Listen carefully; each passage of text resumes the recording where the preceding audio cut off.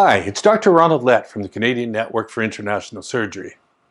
This module is on basic orthopedics.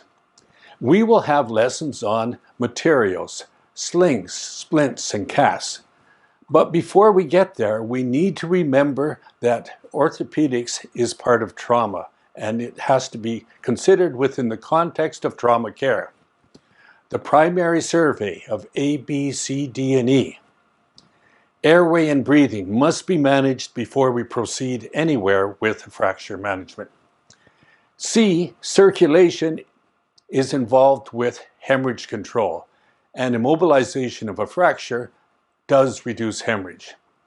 D, disability gives you a clue to the diagnosis of a fracture because patients with fractures do not move those limbs.